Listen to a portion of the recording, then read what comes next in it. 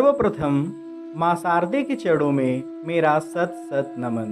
मैं आयुष गुप्ता।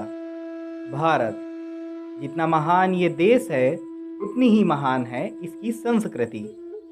समय समय पर होने वाले शोध इसकी परंपरा और संस्कृति की वैज्ञानिकता से अवगत कराते रहते हैं। और ऐसी ही एक परंपरा है श्राद्ध की परंपरा। दुनिया की लगभग हर संस्कृति अपने तरीके से अपने पूर्वजों के प्रति कृतज्ञता ज्ञापित करती है, पर जब बात भारत की हो तो यहाँ इसका सर्वाधिक उन्नत रूप मिलता है। श्राद्ध की परंपरा की प्राचीनता, आध्यात्मिकता और इसके मेटाफिजिक्स पे चर्चा फिर कभी होगी, पर आज चर्चा है इसकी वैज्ञानिकता पर। महर्षि पराशर कहते हैं कि जो कुछ भी श्रद्धा से हम अपने पितरों को अर्पित करते हैं वही श्राद्ध है। श्राद्ध में कौओं के लिए खीर व अन्य भोज्य खिलाने की परंपरा है। कहते हैं कि कौओं को खिलाएंगे तो हमारे पूर्वजों को मिल जाएगा। प्रथम दृष्टया यह हम सबको कोरी बकवास और पागलपन लगता है।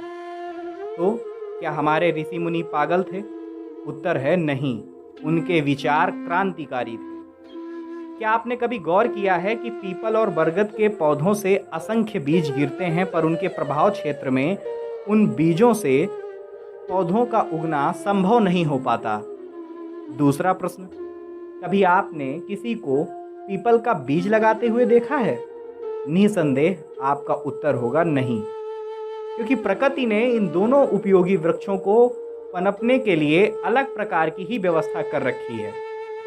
दरअसल जब इन दोनों वृक्षों के टेटे पक्षी खाते हैं तो उनके पेट में जो अम्ल और एंजाइम होता है उससे बीजों की प्रोसेसिंग होती है। कौओं में यह प्रोसेसिंग और भी बेहतरीन होती है।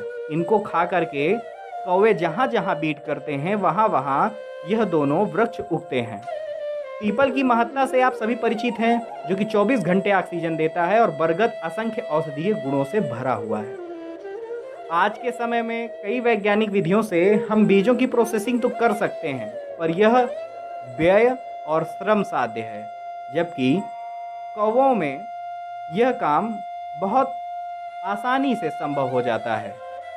और कौवे यह काम तब से कर रहे हैं जब हम आदिम युग में थे। अतः दोनों वृक्षों को उगाना है तो कौवों को बचाना होगा। कोई प्रश्न कर सकता है कि अगर कौवों को भोजन देना है तो 12 महीने दीजिए ना, केवल श्राद्ध पक्ष में ही इसे आवश्यक क्यों बताया गया है?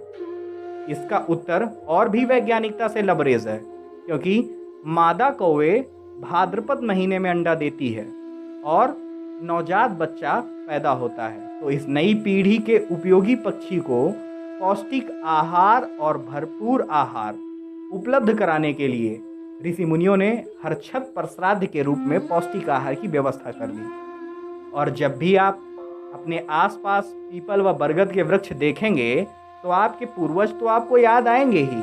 आखिर उन्होंने ही तो श्राद्ध की इस परंपरा को हमें भेंट किया है, तभी यह वृक्ष हमारे समक्ष हैं। इसलिए अगली बार भारतीय संस्कृति और परंपराओं पर उंगली उठाने से पहले सोचिएगा अवश्य। हमारी हर परंपरा अपने मूल में वैज्ञानिकता का पुट रखती है, बल्कि उससे भी व्यापक कहें तो मेटाफिजिकल और आध्यात्मिक विकास से जुड़ी है। हम अनावश्यक हीनता की ग्रंथि से जूझते रहते हैं।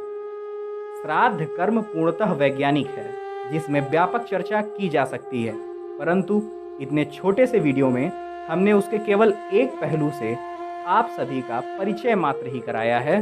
बहुत बहुत धन्यवाद।